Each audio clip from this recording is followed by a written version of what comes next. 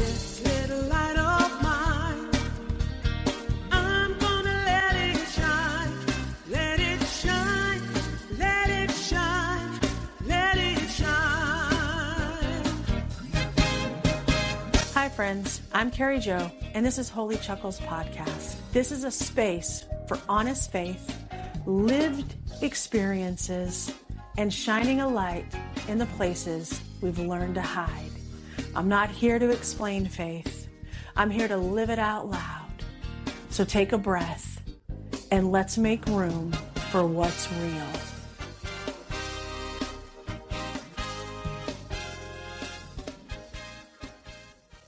Welcome back to Holy Chuckles Podcast. I'm really glad you're here. I'm currently in 1 Samuel chapter 3, verse 10 and 11. Verse 10, the Lord came and stood there, calling as at the other times, Samuel, Samuel. Then Samuel said, Speak, for your servant is listening.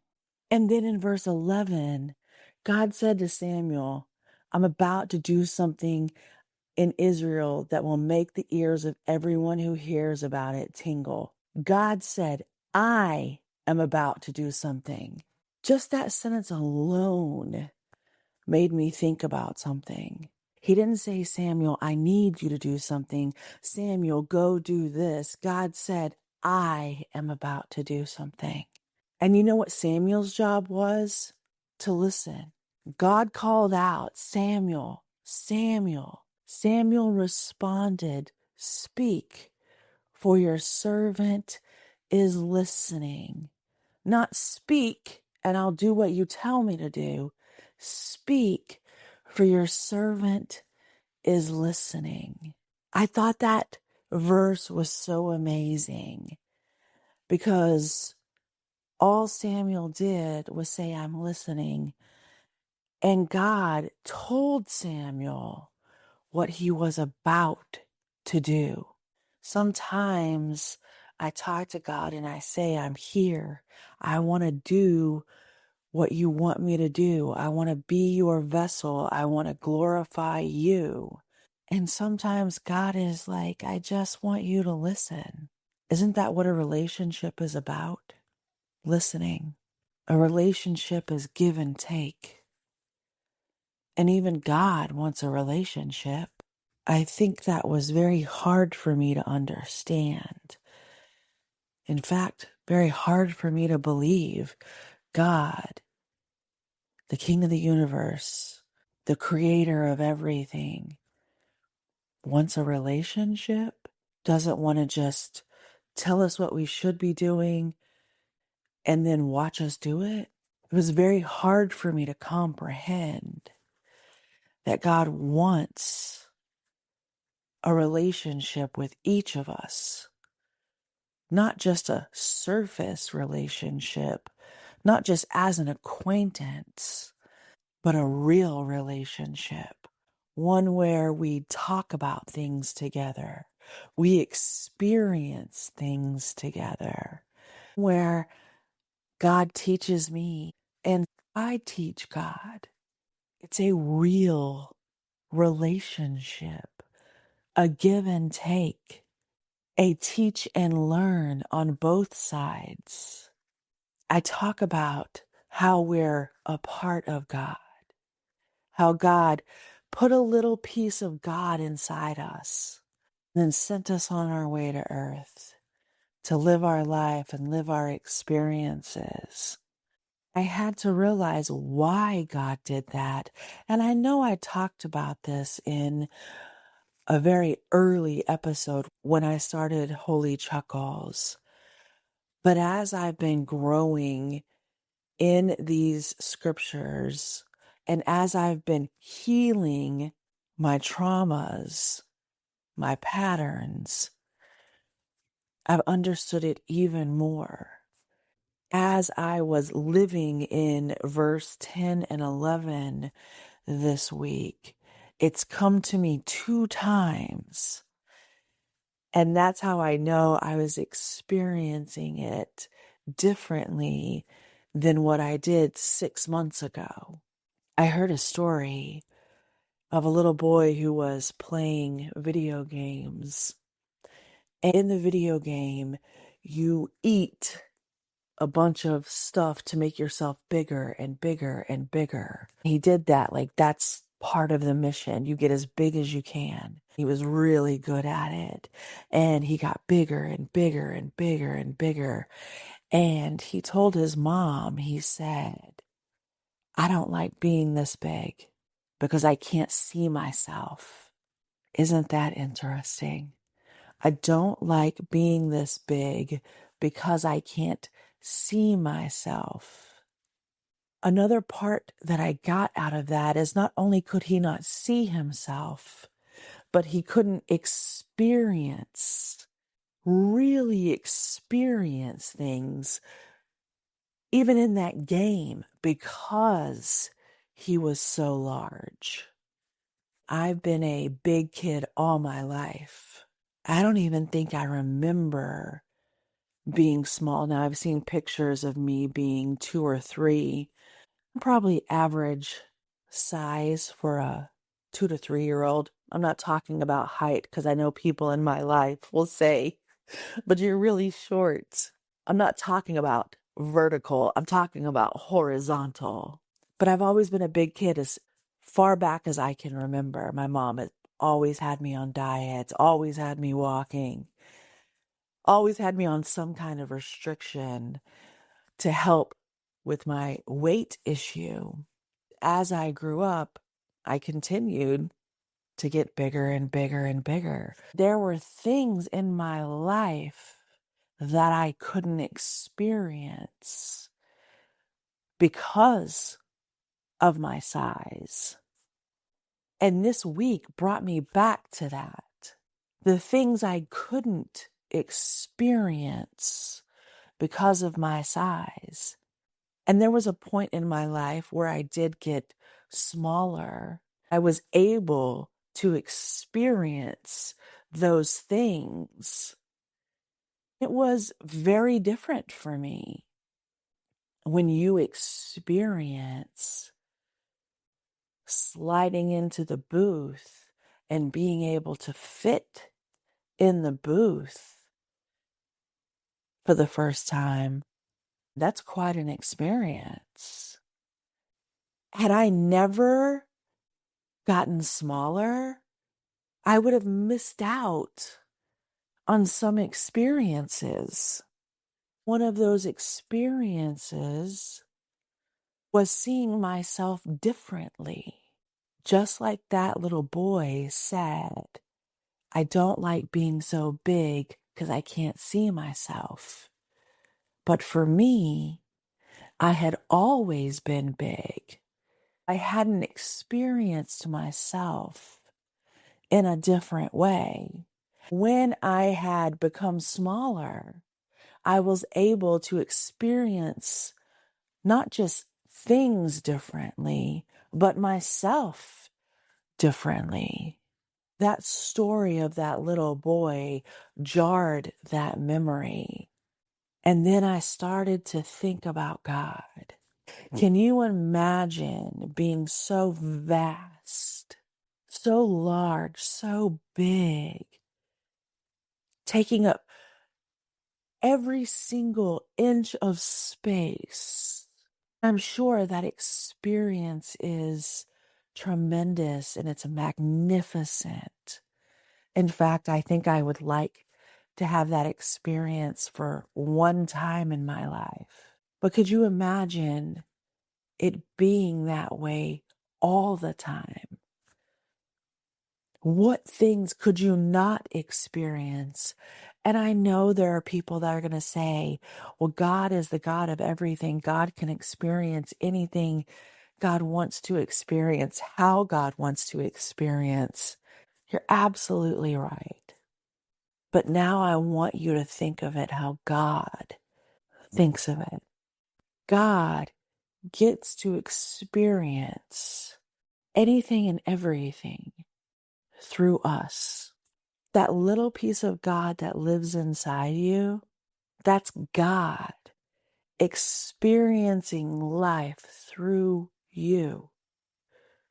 Everything you do, God gets to experience it, good or bad. Good or bad, God feels exactly what you feel. Everything you went through, everything you did or do, everything that happened to you or happens to you, God experiences with you. God's not just some sky daddy in the sky watching over you, raining down judgment, telling you what you should or shouldn't be doing. God is inside you, inside every single one of us, experiencing life with us and through us. Can you imagine something so vast breaking up in all these little small particles and is now walking around this earth? Not even just walking around this earth in us. Every piece of God is in every living thing. God is experiencing life in every single little thing that lives. The trees that move, the flowers that grow, the birds that sing, the water that flows. A piece of God is in all of those things. Why do you think they're so beautiful? God didn't just create them. God lives in them, just like you, just like me. If God created such beautiful things, trees, birds, water, grass, scenery that you see all around this magnificent earth, how beautiful do you think you are that God created? God created you. God lives inside you. And it doesn't matter who you are, what you've done, what you're doing, how much money you have, what house you live in, what your aspirations are, what task you haven't met, what person you haven't married. If you have or haven't had children, it doesn't matter what you've done or what you're doing. God created you in God's image, and that image wasn't of a man. That image was of greatness, of magnificence, of beauty, of worthiness. God created you in his image, and his image is everything. We are everything. We are connected to every single thing on this planet. Even off this planet, we are connected. We are connected to each other. I am you. You are me. Because we are all a piece of God. It makes me look at things differently when I really understand that. It makes me treat people differently now because of that understanding. No, I don't like what happened to me as a child when I was sexually abused. I don't like that at all. But even when that was happening to me, God was with me. God held me through that. I didn't experience that by myself. God was with me the whole time. And knowing that God was also part of that person allows me to have grace for that person, allows me to have forgiveness for that person, because I don't have to carry anger, hate, retribution, a need to get back at anybody that's done me wrong, because I'm not the judge and jury. It's not my job to pay back. It's not my job to give justice. What I can do is give grace. I'm hoping that the people that I have hurt have realized that God lives inside them and is also giving me grace, because I haven't been a perfect person. I haven't done all the right things. I think realizing that God lives within me and God experiences everything that I've experienced and still experience makes me kind of look back and cringe a little bit on some of the things that I have done in my life. But I can't change them. And that experience is still there, not only for me, but for God. God lived that with me. God lived that through me.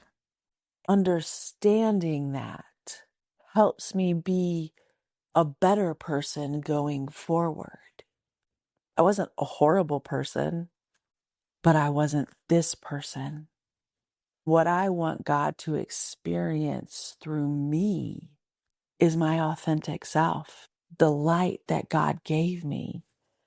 I want God to experience everything great that I can do.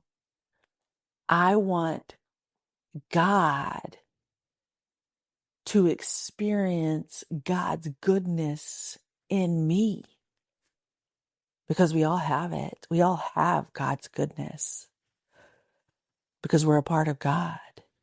In my past, I wasn't able to experience that true goodness, that real goodness, because all my life I've been anticipating, fixing, doing, earning, running around, trying to be everything for everybody, and ended up being nothing for myself. I wore the masks of I can do everything. I can fix everything. I can be everything. And the only thing I wasn't being was who I truly was, because I didn't know. I didn't remember. That's what this healing has been about. This healing has been about remembering who I am, who God created. Over these last months, I've really been getting to know who I am. I am not like anything I thought I was. I always thought I was this extroverted person that needed to be out with a bunch of people and out in the world, just go, go, go. And that's not anything like I am. This person that I am loves solitude. I love my own company. And before, I didn't, because I didn't know who I was. I wouldn't sit still long enough to find out who I really was. In fact, I think I was fearful of who I really was. I love the slowness of life when you allow it. We're always so quick to want to go to the next thing, do something else. What are we doing next? Where are we going to vacation next? What's happening after this? Instead of just being in what you're in, just enjoying the moment for what it is. I never used to do that. It was always, what's next? What do I need to plan next? What are we doing after this? Now it's just being in the moment, whatever it may be. I've started to listen more, started to be more like Samuel. In verse 11, God said to Samuel, I am about to do something. Samuel didn't say, what, God? What are you going to do? Samuel didn't listen to what God said and then say, I got to go ring the town bell and tell everyone the business. All Samuel did was listen. He just listened. These last months, I've been learning to listen not only to God, but to myself. And I've never done that before. I've never listened to myself, what my needs have been and what I wanted to do for myself. I've started to get so quiet that I can hear myself again. I don't know when I lost that. When things happen in my life, I can hear myself say, nah, we don't need to get involved in that. Nah, we should probably wait on that. Or go back to bed and we'll make a decision tomorrow.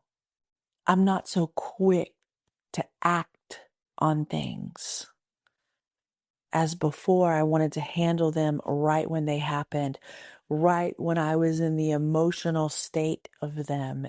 Now I settle. I have a conversation with God. I have a conversation with myself.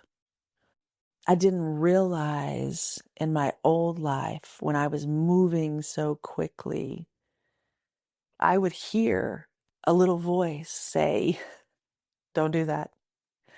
Or, oh God, here she goes. Oh man, this is going to create some chaos. And it did exactly that. Now in my life, I'm just listening to myself and to God. I'm being quiet.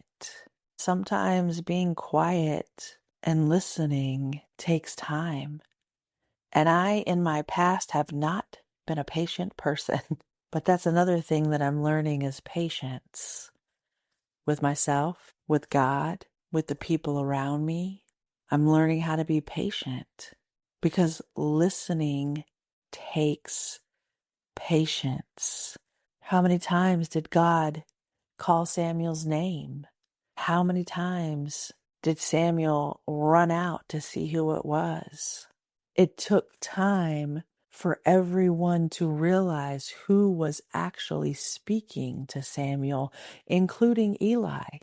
Listening, hearing, understanding takes patience. Not only does listening take time, but so does growth. And let me tell you, there have been times in this growth I have wanted just to get through it. But that's not how this works. Growth takes time and understanding. Samuel was a child living in the temple. He was learning and growing as he physically grew older each year. I thought to myself the other day, I feel like Samuel, but I'm a full-grown adult. But I feel like Samuel because I'm learning and growing into this new person, into this not even new person, this authentic person that I really never knew. I'm unsure if I ever knew this authentic person. I feel like I was born into a family where I anticipated feelings. I anticipated what people needed. And so I never really was able to be this authentic person. Wasn't anyone's fault. It just was the circumstance. I feel connected to Samuel in this story because I feel like we're growing in the same way. We're learning about God calling us. We're understanding what it means to minister before the Lord.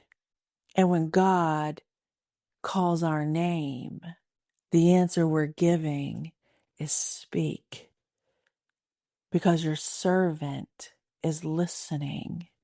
For the first time in my life, I'm listening to what God is saying.